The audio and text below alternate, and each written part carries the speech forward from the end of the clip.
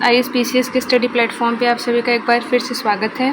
तो जैसा कि आप सभी को मालूम है कि इस प्लेटफॉर्म पे घटना चक्र पॉलिटी की एक सीरीज़ स्टार्ट हुई थी, जिसमें हम लोग कुछ चैप्टर्स कंप्लीट कर चुके हैं और आगे हम लोग इस सीरीज़ को कंटिन्यू करेंगे। ठीक है, तो इस सीरीज़ में हम लोगों ने भाग 5 तक कंप्लीट कर लिया है। ठीक है, भाग 5 तक हमारा कंप्लीट हो चुका है। आज हमें पढ़ना है भाग 6। आज हमें पढ़ना है भाग 6 और भाग 6 में पहला पार्ट पढ़ना है हमें राज्यपाल। ठीक, जैसे हम लोगों ने भाग 5 की शुरुआत की थी राष्ट्रपति से और सर्वोच्च न्यायालय तक गए थे, वैसे हम लोग भाग 6 में शुरू करेंगे राज्यपाल से और कहाँ तक जाएंगे, उच्च न्यायालय तक। ठीक है, तो चलिए स्टार्ट करते हैं। तो राज्यपाल के बारे में जो भी व्याख्या है, ठीक है, जो भी प्रावधान है वो अनुच्छेद 153 से 167 तक है। ठीक, 153 से 167 तक है। तो क्या क्या कहा गया है इसमें?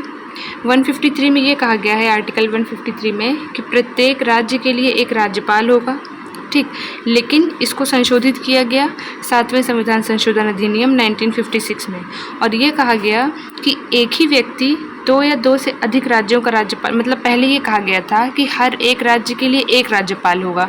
ठीक, जैसे 28 राज्य हैं तो 28 राज्यपाल होंगे। ठीक, लेकिन अब ये कह दिया गया है कि एक ही व्यक्ति 2 या 2 से अधिक राज्यों का राज्यपाल नियुक्त किया जा सकता है। ठीक है, ठीक है। उसके बाद आर्टिकल 154 क्या कहता है? आर्टिकल 154 ये कहता है कि राज्य की जो कार्यपालिका शक्ति होगी, ठीक है, वो कहाँ निहित होगी? राज्यपाल में निहित होगी।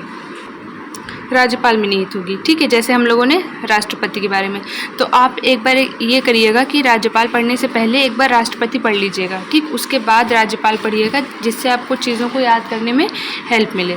ठीक है, उसके बाद क्या है? आर्टिकल 155 क्या है कि राज्यपाल की नियुक्ति भारत के राष्ट्रपति के द्वारा की जाती है। ठीक, कौन करता है नियुक्ति? भारत के राष्ट्रपति के द्वारा। कितने साल के लिए नियुक्ति होती है? 5 साल के लिए। लेकिन आर्टिकल 156 देखिए, इसमें ये लिखा है कि जो राज्यपाल है वो राष्ट्रपति के प्रसाद पर्यंत, मतलब जब तक राष्ट्रपति चाहेगा तभी तक राज्यपाल रहेगा।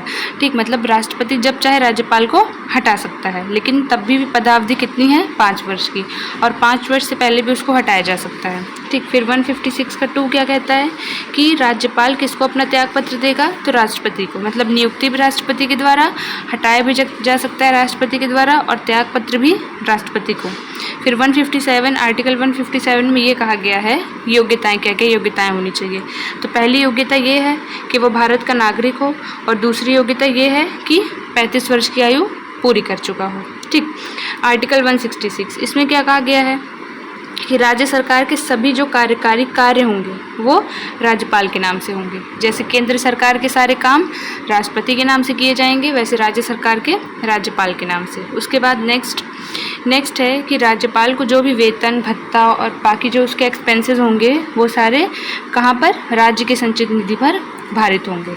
ठीक, अब यहाँ देखिए, जो CM है, ठीक है, जो हमारे मुख्यमंत्री हैं, उनकी नियुक्ति राज्यपाल तथा अन्य मंत्रियों की नियुक्ति चीफ मिनिस्टर की, मुख्यमंत्री की सलाह पर दी जाएगी। ठीक है, तो सारे मंत्रियों की नियुक्ति राज्यपाल द्वारा ही किया जाएगा, लेकिन किसकी सलाह पे किया जाएगा? तो चीफ मिनिस्टर की सलाह पे। ठीक है,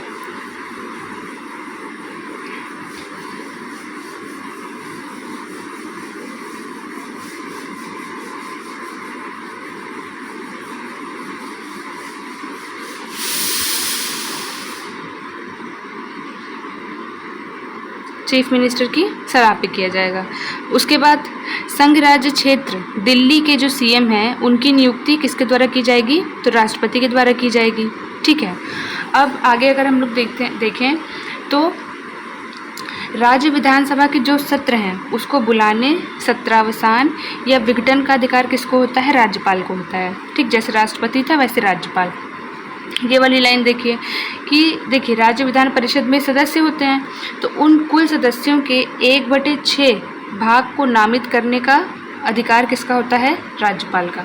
जब हम लोग राज्य विधान परिषद पढ़ेंगे तो उसमें हम लोग देखेंगे, ठीक, कि सदस्यों की नियुक्ति या नामांकन कैसे होता है। तो अभी बस इतना ध्यान रखिए कि राज्यपाल कितने सदस्यों का? 1/6 भाग को नामित करता है।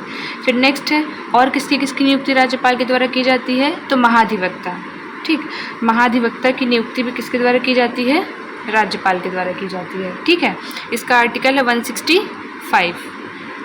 ठीक, महाधिवक्ता की नियुक्ति। और ऐसे व्यक्ति को ही महाधिवक्ता नियुक्त किया जा सकता है जो उच्च न्यायालय का न्यायाधीश बनने की योग्यता रखता हो। ठीक, जैसे हम लोगों ने पढ़ा था ना, क्या पढ़ा था हम लोगों ने? कमेंट करके आप लोग बताइएगा कि महान्यायवादी के बारे में हम लोगों ने पढ़ा था कि राष्ट्रपति उसकी नियुक्ति करता है और उसी व्यक्ति को जो उच्चतम न्यायालय का न्यायाधीश बनने की योग्यता रखता हो, तो वो उच्चतम न्यायालय का न्यायाधीश और महाधिवक्ता उच्च न्यायालय का न्यायाधीश। ठीक, जैसे वो सरकार का था ना, कानून का अधिकारी होता है, तो वैसे ही ये राज्य सरकार के लिए। ठीक है, अब देखिए, राज्य विधानमंडल द्वारा पारित किसी विधेयक पर राज्यपाल स्वीकृति दे सकता है, रोक सकता है या विधेयक को राष्ट्रपति के लिए आरक्षित कर सकता है। ठीक, फिर नेक्स्ट है कि मान लीजिए उनके पास विधेयक आए, तो सिर्फ धन विधेयक को छोड़कर बाकी सभी विधेयकों को वो पुनर्विचार के लिए वापस कर सकता है, लेकिन धन विधेयक को वो वापस नहीं कर सकता है। फिर आर्टिकल 213 क्या कहता है? आर्टिकल 213 ये कहता है कि जब राज्य विधानमंडल का सत्र नहीं चल रहा होगा तो अध्यादेश, हम लोगों ने राष्ट्रपति का अध्यादेश पढ़ा था 123 में और इसका राज्यपाल का 213 में, तो याद करने में भी आपको ईजी होगा।